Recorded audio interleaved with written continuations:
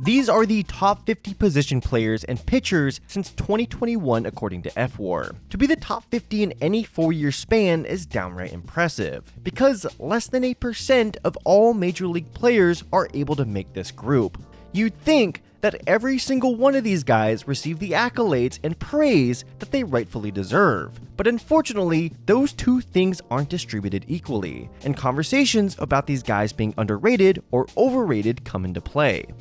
The concept of underrating or overrating athletes has been around ever since we started regulating competition. It's natural human bias to gravitate towards someone in particular because everyone else has, even if the amount of attention they get isn't proportional to their actual on-field value. Thus, some players get excluded from those conversations and aren't appropriately given credit for their value. In this video, I want to use cold hard data to determine exactly who out of all these players is the most underrated. As always, my methodology is going to be painstakingly simple. If you've been here before, say it with me. This isn't the most scientific method, but it will probably win you an argument at a Fuddruckers. First off, I separated hitters from pitchers, so the 100 names you saw earlier are the only 100 dudes who are going to be in the sample size. I know this leaves off big names like Mike Trout, Max Muncy, and Ryan McMahon, but as you'll see, there is a certain limitation to what accolades are able to capture properly,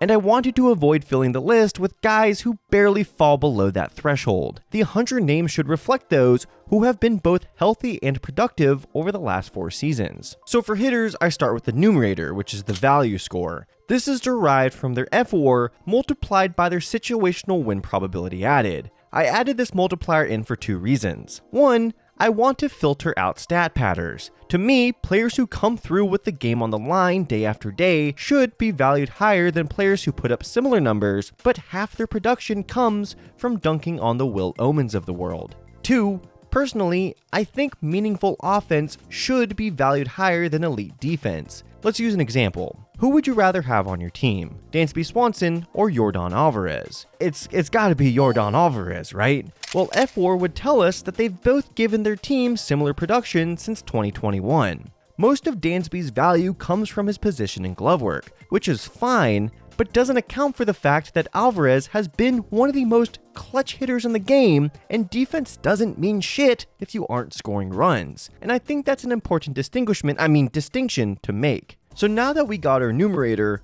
what are we going to use for our denominator? Or as I'm going to call it, our prestige value.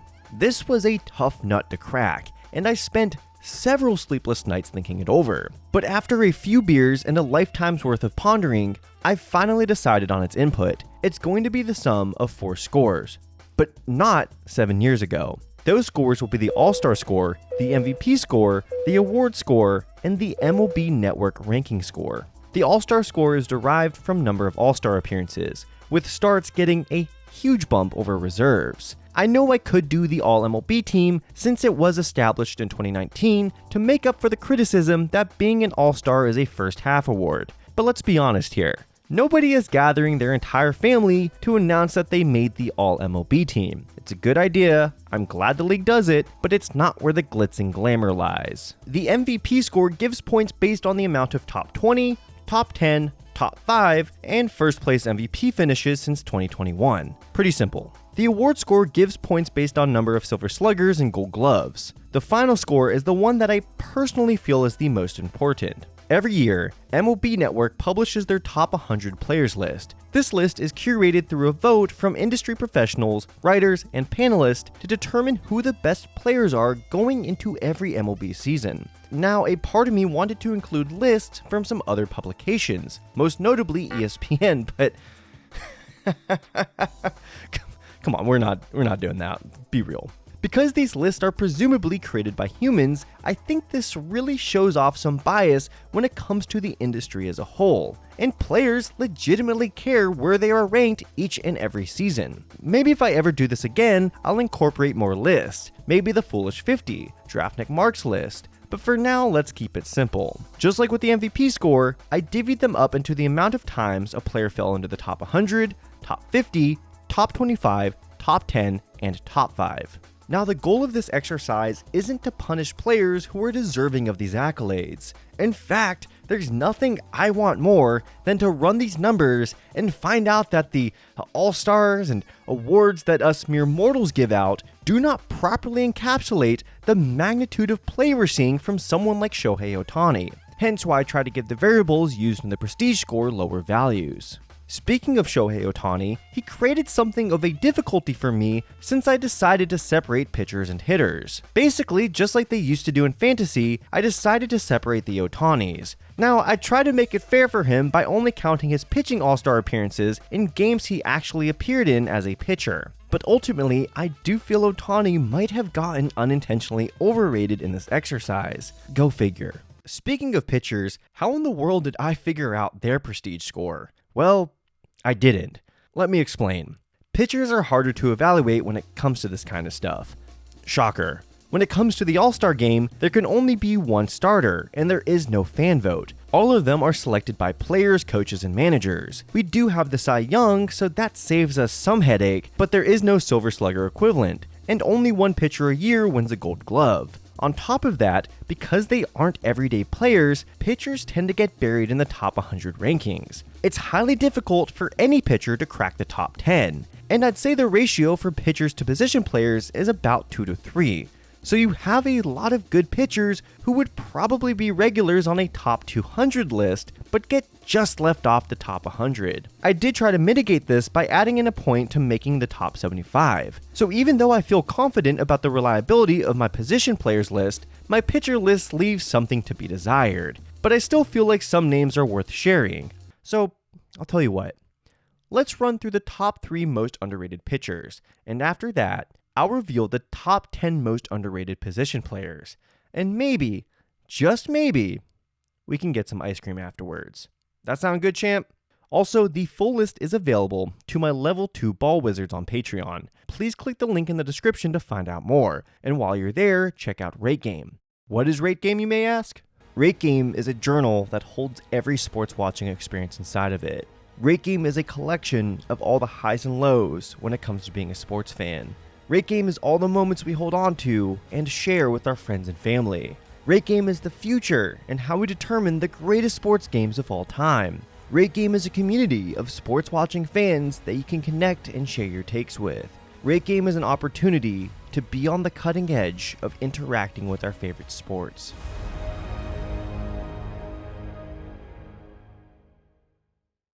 Hi, I'm No More Fielders, partner of Rate Game. To give you a little behind the scenes of how my channel works, most sponsorships are given to me. I don't have much autonomy when it comes to selecting them. However, I personally reached out to Rate Game because it's a platform that I truly believe in. It's an app that lets you rate every major sports game that you watch from MLB to the EPL. Its ultimate goal is to be the universal source of truth when it comes to determining the greatest sports games of all time. But in order to do so, we need dedicated sports fans like you to join. It's totally free, and you can even actively find out how my favorite team is affecting my mental health by following me on there. So use the links below to download Rate Game on iOS or Android. Rate to remember so you don't forget.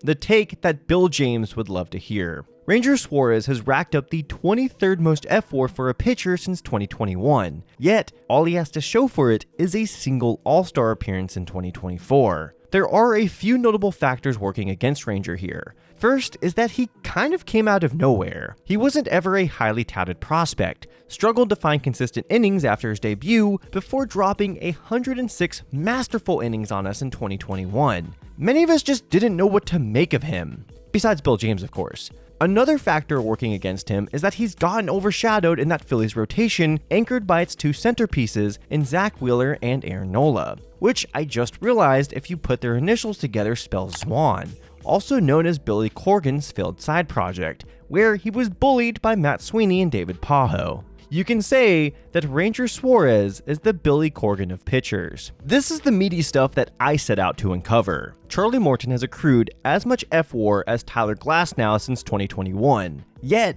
Mr. Oppenheimer over here has an All-Star appearance and 2 top 75 MLB Network rankings over him. Obviously, this is a product of speculating on the younger Glasnow's potential, but remember, the 31-year-old's career high in innings pitched is the 134 he threw last year, or over 30 innings less than Morton threw. I understand that those were a more effective 134 innings, by about 13 points of ERA+. Significant, but not as significant as you'd think. Listen, I'm not trying to pick on our supernova stud with the locks, but this shows us the fallacy of potential versus a kinetic track record, which Morton has. And that's kind of what works against Groundchuck's reputation. When it comes to pitchers, we always want what's new and exciting. Unfortunately, Morton got good at the age of 33, so his peak was always a matter of speculating when the wheels would fall off, instead of dreaming about his potential. And I believe that's reflected in his lack of support on the MLB Network rankings, in addition to lack of All-Star appearances. But we will never forget Uncle Charlie finishing an inning during the World Series on a broken leg. Talk about the ultimate Charlie horse. Diamondbacks fans, cover your ears. Jordan Montgomery is the most underrated pitcher in baseball. I know he stunk last year. I know he's out after getting Tommy John.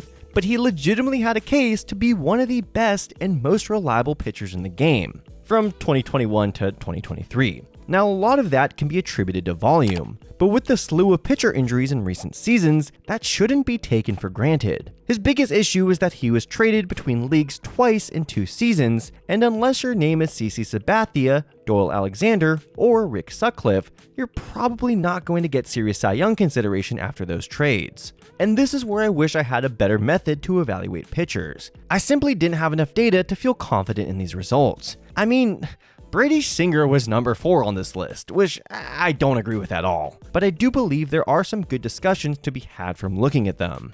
But the part of the video you have all been waiting for, the top 10 most underrated position players. Let's get into it.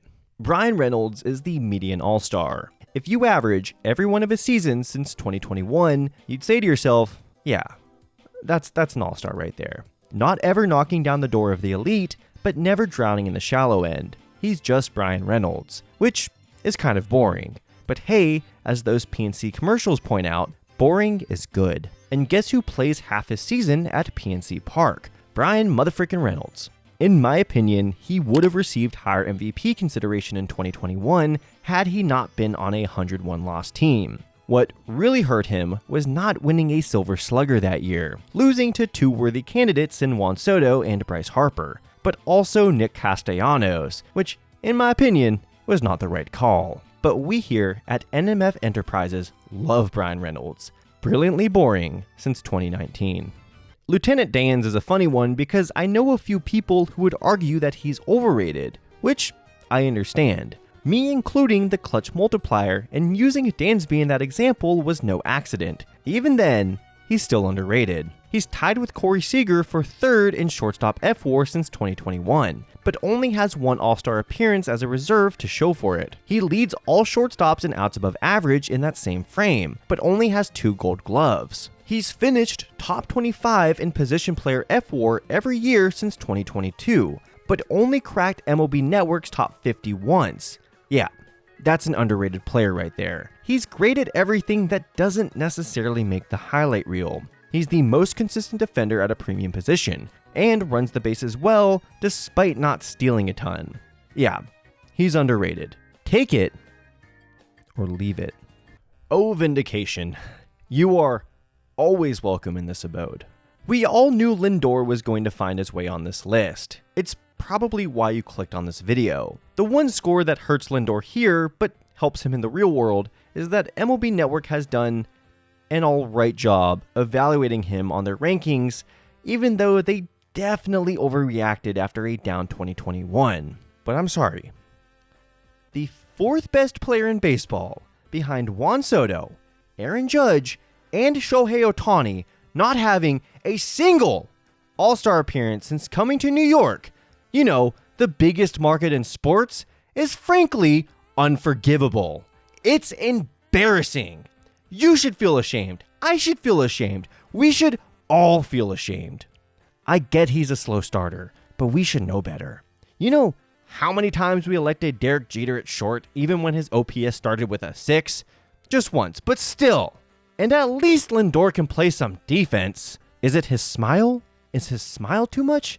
Is this too powerful for the states of Colorado, California, Washington, and Texas? Possibly. Hopefully this is the year Lindor breaks the drought and is finally, rightfully, elected to an all-star team. We as a society haven't appreciated Cedric Mullins enough. We all know about his magical 2021 season, 30-30 club after ditching switch hitting, only bright spot on that Orioles team. But did you know, he's been, in fact, pretty good since. He hasn't achieved those heights again in what ultimately will be a career season, but he's been a league average hitter who plays in elite center field and will steal you 30 bags. Yet, he's had nothing to show for it. No gold gloves, and MLB Network seemed to give up on him after an injury-riddled 2023. Just like with Reynolds, he would have gotten more MVP support had he not played for a 100-loss team during his breakout. But unlike Brian Reynolds, he's simply gotten overshadowed by his teammates since. He's one of the last remnants of the rebuilding years in Baltimore, and it seems to me he's playing out the string until the Orioles can replace him with another one of their exciting whites. Speaking of whites, I do think his other issue is what I like to call the white pony effect. Anyone who's familiar with the band Deftones knows that White Pony, their third album and breakthrough release, was unfairly used as a measuring stick for their subsequent albums. And even though those albums have been good to great, they'll never live up to White Pony.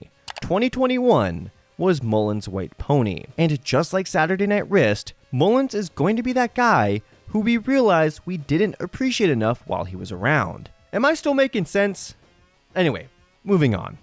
Okay, now Braves fans, block your ears. Or don't. I guess it depends if he homered this week or not, whatever our really high expectations of him are. Murph is going to kick off a string of 3 straight catchers on this list, which makes all the sense in the world. Catchers are hard to evaluate. They perform a lot of tasks that we can't even begin to quantify. Their defensive highlights consist of making hitters very, very angry. While they are considered everyday players, at best your full-time catcher is donning the tools of ignorance 120 times a year. We've come a long way in how catchers are perceived, but there's still a lot of work to be done, and it starts with appreciating the silent assassin Sean Murphy.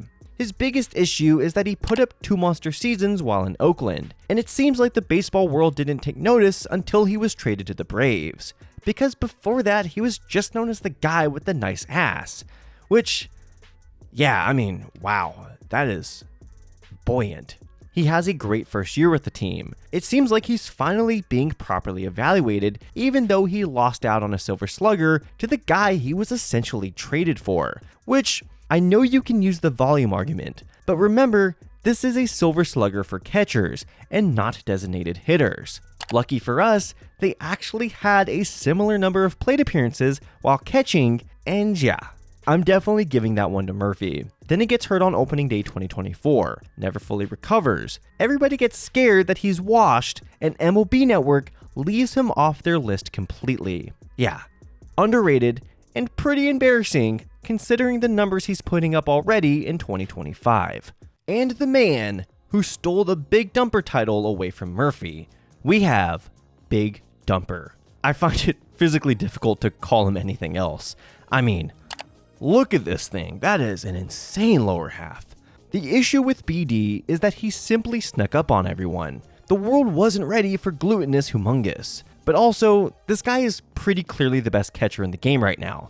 So why are we ranking him at 59th going into the 2025 season, MLB Network? Why? I'm glad he won a Platinum Glove last year. But why did we let a player who had a similar OPS plus while catching a month and a half's worth less games win a Silver Slugger over him last year? I will continue to say it. I love the man, but Salvador Perez is somehow one of the most overrated players of the last decade. And guys like Cal Raleigh and Ben Zobrist, look it up, are unfortunately the casualties of his reign of glaze. Just like Brian Reynolds, Will Smith, the Fresh Prince of Chavez Ravine, is kinda boring. He'll give you 40 plus extra base hits, run decent strikeout and walk rates, and is a fine defender all around. Nothing more, nothing less. I'm actually struggling for words to say about the man. Somebody help me out. He's overshadowed on a star-studded team, that's for sure, and I believe that's been his issue. He's simply a victim of being the third or fourth best in every category. He's not a good enough defender to ever win a Gold Glove. He's never going to hit enough to win a Silver Slugger. And in turn, it creates a snowball effect where nobody is ever overselling themselves on Smith. If anything, I think he may actually be properly rated. But let me know in the comments what you think. Your eyes don't deceive you. Francisco Lindor is not the most underrated shortstop in the league. Willy Adames, boy oh boy, makes Lindor look like the Zack Snyder of shortstops. Even though he had all-star worthy seasons in 3 of the past 4 years, he, just like Lindor, has made exactly 0 all-star teams. Now you could make the argument that he was traded in May during one of those seasons and didn't exactly light the first half on fire in another. Okay, that's fair. But how does that explain him only cracking the top 50 on MLB Network's rankings once when he barely squeezed in at the beginning of this season? Obviously, the Giants felt he was better than that when they gave him the 7th biggest active contract for a shortstop, tied with nobody actually, but I'm hoping this contract creates a knock-on effect, and we can truly appreciate how good Adames has been. Can I say something controversial? Okay, Brandon Nimmo is the most overhated player in the league for kind of no reason.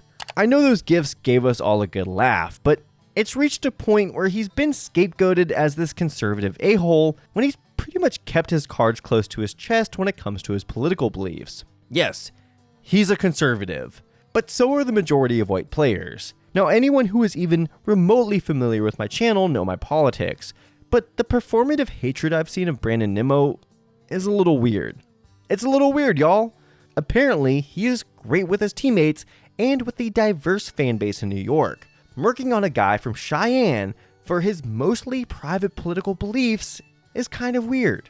But on that note, Brandon, maybe cool it with the political donations, which it seems like he did after 2020.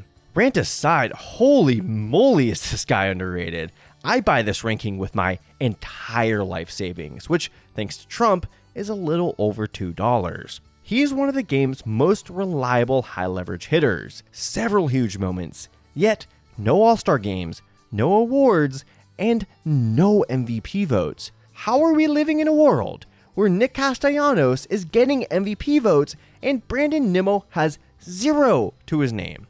I'm sorry, Casty, I don't want to keep picking on you, but you, out of anyone, should understand Nimmo's value to the Mets. How do you think they won 101 games in 2022? You think that was an accident? You think that was all Daniel Vogelbach's doing? Now, I do understand some pieces of the Nimmo puzzle. His F4 is inherently boosted by playing in center field, a position he should have moved off a few years ago, and probably would have secured a Gold Glove in exchange for. That's just the Mets not having any other answer there until Ulf Stearnsy moved in and brought some of that Brewers center field magic with him. And at the plate, his most impressive skill is his elite discipline, which, even 23 years after Moneyball, isn't seen with as much reverence as batting average unless they pair it with ungodly amounts of power, which Nimmo doesn't have, even though his power is still good. I know he's not having a great start to the year, but this man deserves some love. Let's get him to Atlanta. It will make up for him not getting to California and Washington, his 2 favorite states, when he deserved it. Congrats to AlexDevMLB on Twitter for hitting the nail on the head with this one. Dansby Swanson's double play partner Nico Hoerner is the most underrated player in baseball right now, and call me a Velvet Underground fan in 1967 because I love me some Nico. Honestly, after watching some Cubs games earlier this year, I'm really digging this double play combo as a whole. Now only the second most underrated all time, behind Alan Trammell and Lou Whitaker, which is fitting because they themselves play an old school brand of baseball. Did you know Nico Hoerner is 4th, behind only Ellie De La Cruz, Bobby Witt Jr., and Ronald Acuna Jr. for most stolen bases since 2022? Or that he's 8th out of all Major League players in outs above average in that same time span? Probably not, because he is the most underappreciated player in the league. No All-Stars, no MVP votes, no MLB Network rankings, but one Gold Glove. Probably would have won another at short in 22 if not for his future teammates securing it. He could have won it at the Keystone last year, but Bryce Terang receiving it is understandable in my opinion. Second basemen as a whole are hard to size up.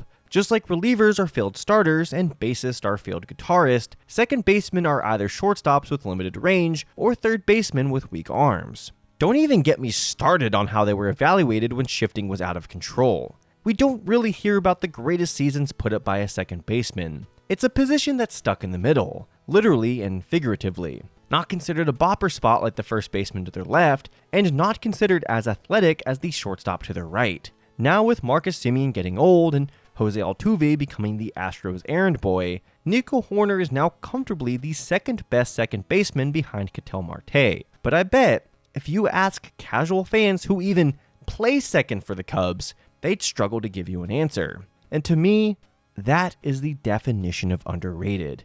Congratulations, Nico Hoerner. I'm so sorry. I know some people are going to question my methodology, and that's okay.